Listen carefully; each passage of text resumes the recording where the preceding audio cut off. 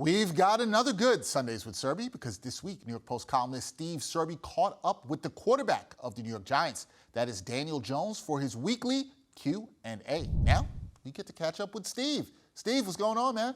Dex, how you been? I've been good. Can't complain. Now, Steve, Daniel Jones, his numbers on the season through 3 games, kind of mediocre. He's completed 64% of his passes. He's thrown for 560 yards. He's got 3 touchdowns, 2 interceptions. We knew this was a big year for him. So where is his confidence level at right now? Well, I think it's a work in progress. He's still learning Brian Daboll's offense. He's growing more comfortable week by week in it. The problem is Richie James is his wide receiver 1. Kadarius Toney can't get on the field. Kenny Golladay is Kenny Golladay, overpriced, has been a bust in a Giant uniform. Good guy, like him, but let's face it, it's been a disaster. Shep, gone for the year.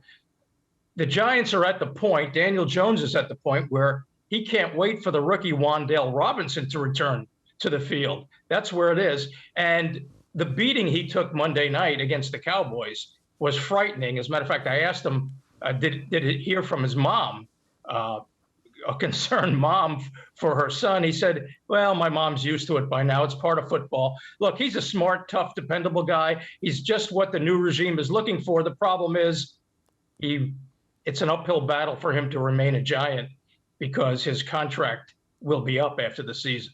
We will see how that all plays out. Now, in terms of the Giants, they got off to a 2-0 start. Now they're 2-1 before Sunday's game against the Bears. So how is the signal caller dealing with the new expectations from Big Blue fans after a winning start? Well, I'm not sure there are new expectations, Dex. I mean, I think the fans recognize this is a rebuild. It's year 1 of a rebuild, and the easy part of the schedule is over.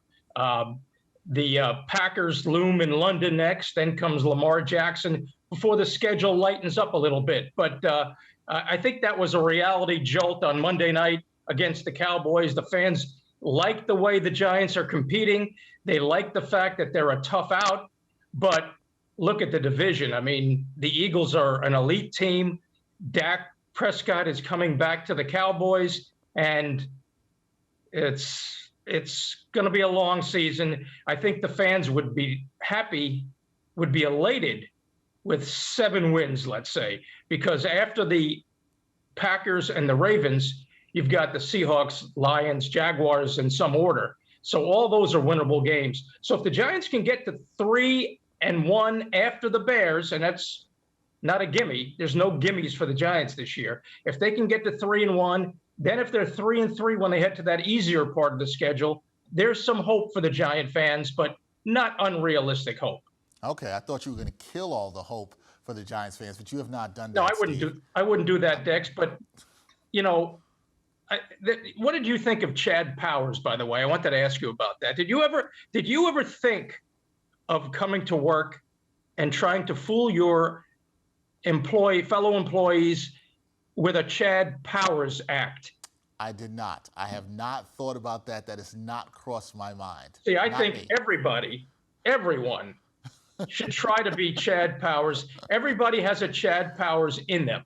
So I think that's imperative for Dexter Henry. All right, so what you're telling me is the next time we do this, I need to have some sort of disguise to try to fool you so you would not know that it's me.